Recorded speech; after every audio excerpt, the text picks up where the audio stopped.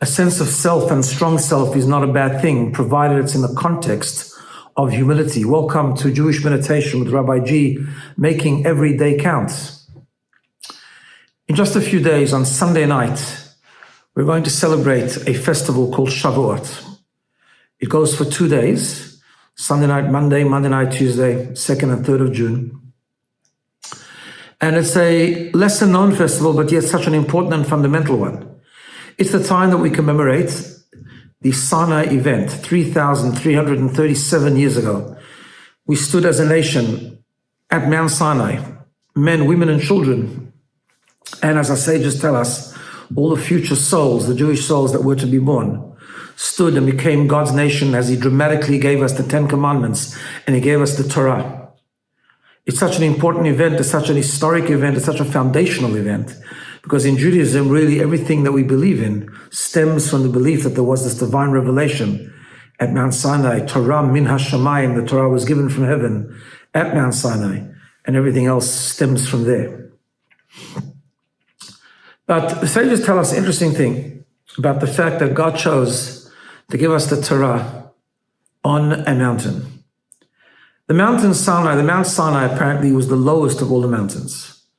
And the Talmud tells us that God gave the Torah specifically on Mount Sinai because to teach us humility, that in order to learn, in order to connect to God, in order to be part of God's people, in order to understand his wisdom through the Torah teachings, humility is so important. And the famous question is, if humility is so important, then why, and the symbolism of that was the lowness of the mountain, then why didn't he give it to us in a valley? And here we have a profound lesson I want to explore. I want to begin by just quoting something that Viktor Frankl said in various interviews. Viktor Frankl was asked about the movement of self-actualization, a very common theme today. Today there's lots of literature about discovering self, discovering your true self, your authentic self, all of that stuff. But there's a lot of emphasis on self. So we have this concept of self-actualization. And Viktor Frankl responded by laughing and he said, self-actualization is nonsense. And then he clarified what he meant by that. He said, of course, self-actualization is important, but not if you focus on it. His thesis was, you've got to live for something greater than yourself. You've got to live for meaning. You've got to live to go out of yourself, live to do kindness to others, live to really appreciate a relationship, and live for making life something meaningful and purposeful by connecting to something higher than you are. And what he went on to say is that when you live for meaning, self-actualization falls into place. When you fulfill the basic need of the human being, which is to have a will and to implement the concept of living for meaning and purpose, you discover your own fulfillment, you discover your own greatness, you discover the ways in which you can achieve that meaning and that purpose. That's a fundamental idea. In other words, of course, God created us with skills, potential, capabilities, capacity, our intellectual faculties, our emotional makeup, and so on. So, of course, the idea of humility is not to disappear. But the idea of humility is not to be egocentric and to live for something higher than yourself. But when you have humility, and the starting point should be humility, the starting point should never be focused on self. That is the trap of egocentricity. That is the trap of what Viktor Frankl calls about being obsessed with self-actualization as the target and never actually reaching it. Because when you're stuck in yourself, you don't reach anything meaningful or any depth whatsoever. So the starting point must be humility. The starting point must be, I'm not self-absorbed. I do not live for myself. I live for something greater. And within the context of that humility, one then can start to use one's strengths, to have a strong sense of self, not to dissolve, not to dilute, not to disappear, but to use everything that we have with a strength, with a conviction, with a confidence, but in the context of that humble feeling of, I don't live for me, I live for the greater good, and I live for a greater something, I live for others, and I live for a greater purpose, a godly purpose. And that's the message of the mountain of Sinai. God taught us, you want to become God's nation, you want to receive the Torah, it must be a low mountain, it must be humble, but not a valley. Humility is not the message that you have to lose yourself and dissolve and disappear. No, every person is important. Every person has a unique contribution to make, but it must be in the context of humility. So you must be a mountain, being a symbol of strength, but a mountain Sinai, a mountain that's humble, in the context of humility, in the context of being the lowest mountain, so to speak, because that strength and mountain that you have must come after and in the context of the humility that you have.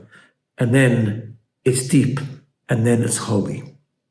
Torah was given on Mount Sinai. So let's meditate on this.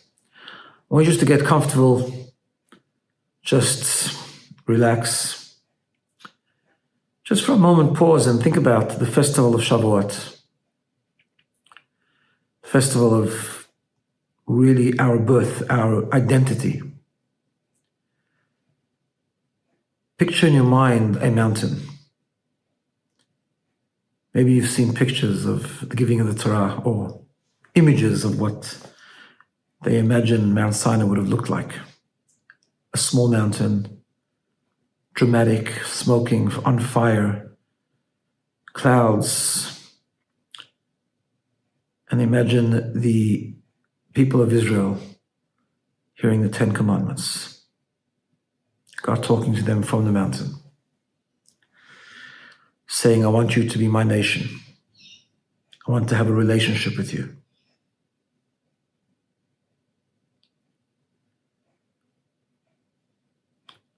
Our Jewish identity, our soul, is in this festival. Just for a moment, breathing in and out, focusing on the rhythm of life. Just I want you to silently just think about your neshama, your godly soul, your purity, your spark. Breathing is neshima, same words as neshama. Connect to your soul just by breathing in and out.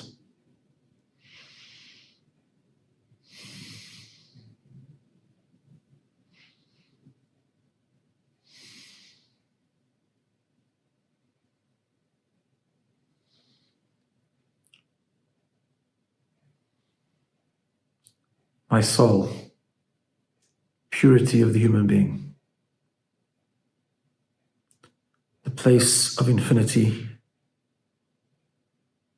the place of selflessness,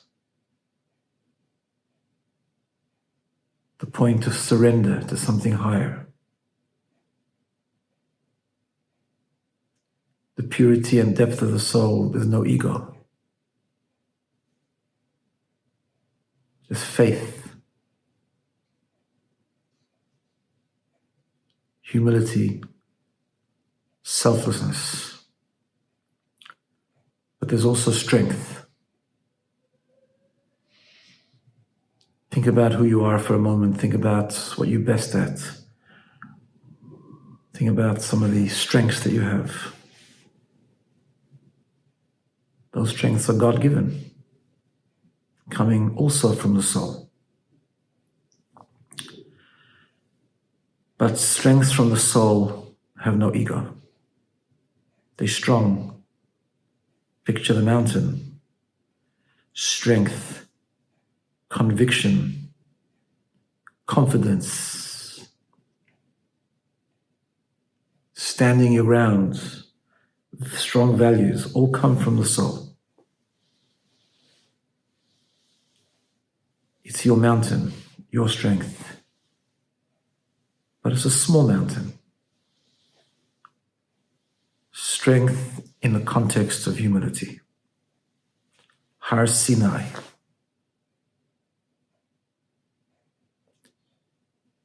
Is my strength being used to feed my ego, to push other people around? Or am I using my strength in context of my surrender to something higher than myself?